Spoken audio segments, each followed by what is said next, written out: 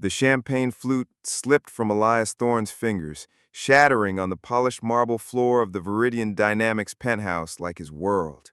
On the massive Lumina screen, the headline screamed, "Thorne Tech CEO ousted in hostile takeover by protege." Below it, Lumina Vance's triumphant smile felt like a knife twisting in his gut, her hand resting possessively on his prototype for the Aetherlink neural interface, the project that was supposed to save his company, his legacy, his father's dying wish. The betrayal wasn't just business. It was the erasure of 10 years of trust, friendship, and shared dreams, orchestrated by the woman he'd considered his closest ally. Elias had built Thorne Tech from a garage startup into a pioneer in sustainable AI, driven by the memory of his father, Orion Thorne, a visionary engineer who died too young. Lumina Vance had been his first hire, brilliant, charismatic, and fiercely dedicated. They were more than colleagues, they were partners, brainstorming late into the night over lukewarm Nexabrew coffee, celebrating breakthroughs, weathering setbacks. She understood his drive to create technology that healed, connected, and empowered, not just profited. The Aetherlink was their magnum opus, a non-invasive interface to help people with neural conditions communicate, a direct line to fulfilling Orion's dream. Elias trusted Lumina implicitly, sharing the deepest layers of the project, the core algorithms, the vulnerabilities he hadn't yet solved. He'd even made her chief operating officer, handing her the keys to the kingdom while he focused on finalizing the Aetherlink. The takeover was a masterclass in corporate treachery.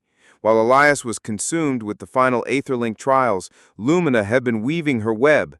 Using her access and deep understanding of Thorne Tech's value, she'd quietly courted Obsidian Holdings, a ruthless venture capital firm known for asset-stripping innovators. She fed them carefully doctored reports, exaggerating Aetherlink's development costs, downplaying its near-term viability, and subtly hinting at instability in Elias's leadership following his father's death. Simultaneously, she had exploited a temporary liquidity crunch caused by delayed payments from a major client, Skyward Aeronautics, a crisis Elias later discovered she'd subtly engineered by delaying their own invoices. When Obsidian made its hostile bid, backed by Lumina's damning internal assessment and her pledge of seamless leadership transition, the board, panicked by the manufactured crisis and swayed by Lumina's confident promises of streamlined focus and realistic profitability, voted Elias out. He was escorted from the building he built, his security pass deactivated before he reached the lobby, while Lumina Vance was named CEO of the newly merged Veridian Dynamics. The fall was brutal. Public humiliation, financial ruin as his stock options became worthless overnight, the crushing weight of failing his father's legacy. Friends vanished, wary of association with the ousted founder. Reporters hounded him.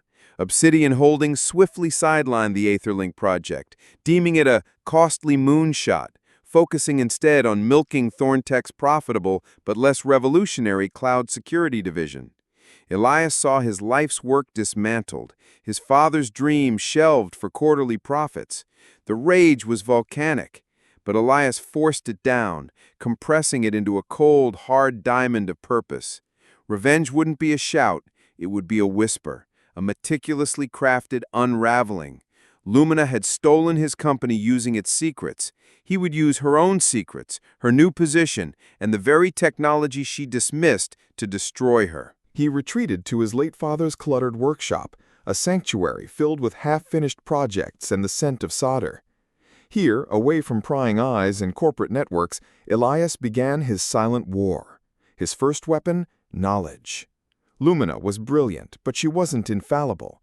Elias knew her patterns, her shortcuts, her hidden insecurities masked by bravado. He also knew Thorne Tech systems better than anyone, having coded their foundational architecture himself.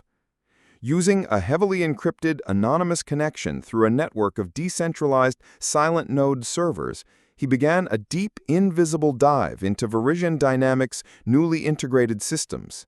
He wasn't hacking to steal, he was hacking to observe. Months of patient, unseen scrutiny yielded gold. Lumina, under pressure from Obsidian to deliver immediate, spectacular returns, was cutting dangerous corners. Elias found digital breadcrumbs leading to Project Chimera, a rushed, aggressive version of Thorntech's core cloud security platform, stripped of vital safeguards to boost processing speed for high-paying clients like global bank Aureus Financial. Worse, he found evidence of falsified safety certifications and obscured vulnerability reports buried deep in internal logs. Project Chimera was a ticking time bomb, a security flaw masked as innovation. His second discovery was more personal, more potent. Lumina had a hidden vice: high-stakes gambling on the exclusive offshore Eclipse Lounge platform.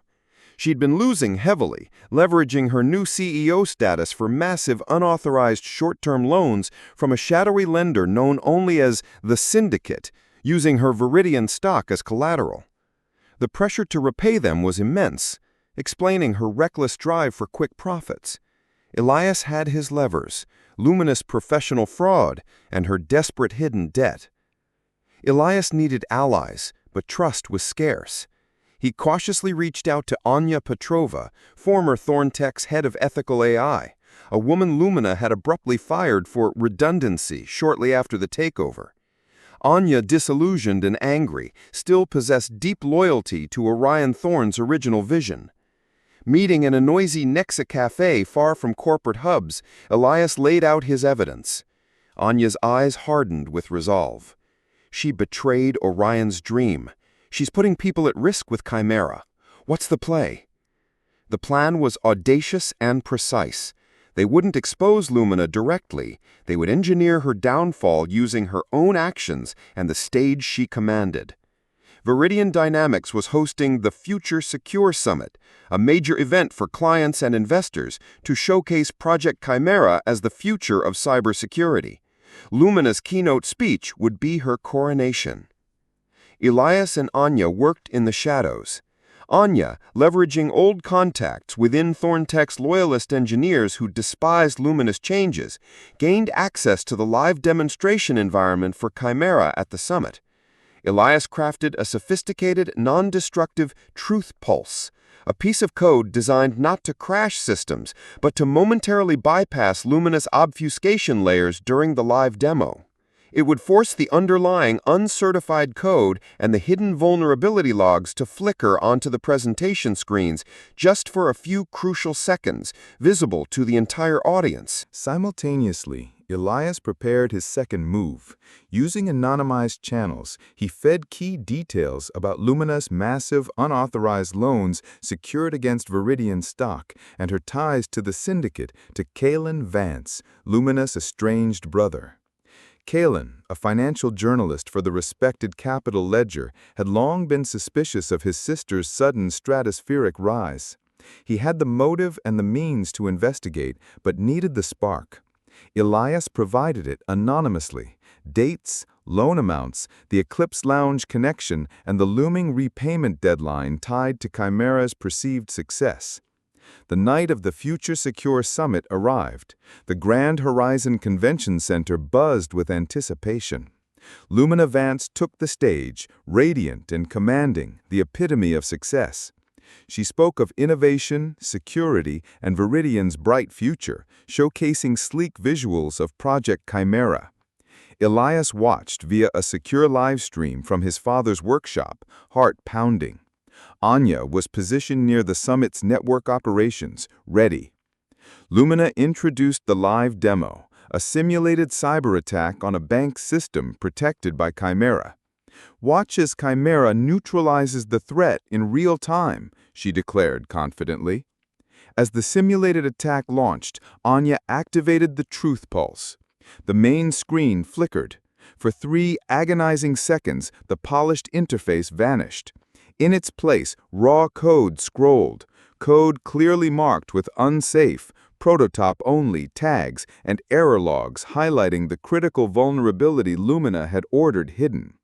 A collective gasp rippled through the audience. Tech journalists leaned forward, frowning. Investors from Aureus Financial looked at each other, alarmed. Lumina froze, her smile rigid. "A minor glitch in the display feed," she stammered, trying to regain control. "Nothing to do with the core technology." But the damage was done. Doubt was seeded.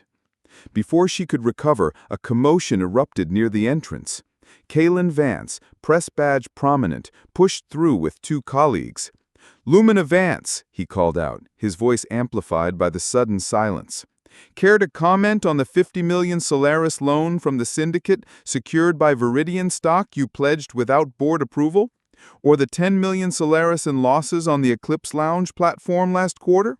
How does Project Chimera's safety relate to your urgent need for a stock price surge before your loan comes due?" The room exploded. Cameras swiveled from the damning screen to Lumina's ashen face. Obsidian Holding executives stood up, furious. Investors stared in disbelief. The meticulously crafted facade of the triumphant CEO crumbled under the dual assault, the exposure of her dangerous technical fraud and the revelation of her desperate personal gamble. Lumina's voice was a strangled whisper into the microphone. "No, that's lies. Fabricated." But the conviction was gone, replaced by raw panic. Security moved in, not to reject Kalen, but to escort a shaking Lumina off the stage as the summit descended into chaos. The fallout was swift and brutal. Obsidian Holdings launched an immediate internal investigation. Project Chimera was scrapped. Aureus Financial and other major clients terminated contracts, citing fraud and breach of trust. Veridian Dynamics stock plummeted. Within days, Lumina Vance was suspended, then fired by the board. Regulatory investigations into the falsified certifications and her financial dealings began. The Syndicate, fearing exposure, publicly called in her loan, forcing her to liquidate her now worthless Veridian stock and assets, leaving her financially ruined and facing potential criminal charges. Elias didn't celebrate. He watched the news reports from his father's workshop, the cold ember of vengeance extinguished, leaving only the quiet ache of loss. He'd won. Lumina was destroyed, her reputation ashes, her career over, her ill-gotten gains vanished. Veridian Dynamics, tarnished and diminished, was a hollow shell of the company he and his father had built. Anya found him there. "It's done," she said softly. Elias nodded, looking at a framed photo of his father. "Not quite." He picked up a prototype Aetherlink node. Thorntech's name is gone, but Orion's dream isn't.